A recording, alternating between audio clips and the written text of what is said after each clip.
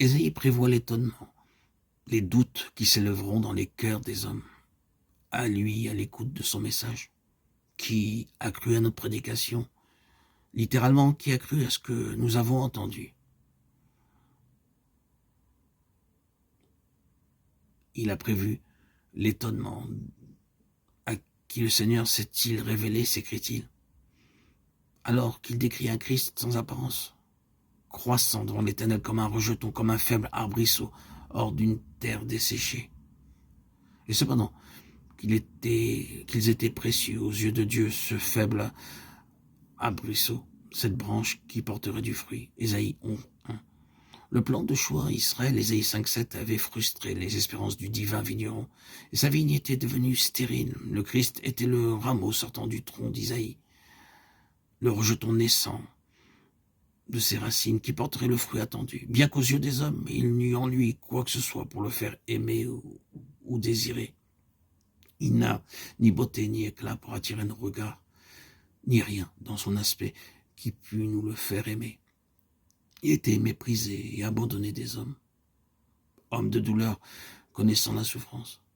Un objet à la vue duquel on se couvre le visage. Ésaïe 53, 1, 4. Lui, le précieux rejeton, lui, le bien-aimé du Père, il serait le méprisé des hommes. Un homme de douleur, connaissant la souffrance. Les hommes se détourneraient de lui et l'abandonneraient car la souffrance et la douleur éloignent. D'autre part, aux yeux de Dieu, cet acte d'amour et d'abaissement volontaire désignerait le Christ comme digne des hommes suprêmes, des honneurs suprêmes.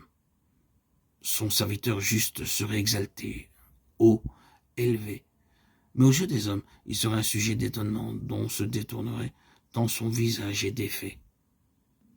Méconnaissable, tant son aspect diffère de celui des autres hommes. Ésaïe 53, 13, 14. Ah, combien ne dut-il pas être défait le visage du saint et du juste durant les heures d'agonie?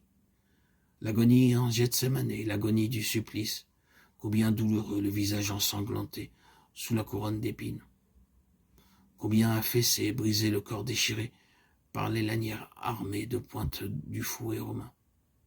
Voyez le poteau noirci, maculé du sang des condamnés, meurtriers ou rebelles. Voyez les bourreaux autour de la victime que Pilate vient de leur livrer. Ils arrachent les vêtements, ils lient les mains, ils poussent le condamné vers le poteau d'infamie et l'y attachent si étroitement qu'il ne peut faire un mouvement. Voyez, voyez. Les lanières déchirent les épaules, le sang coule.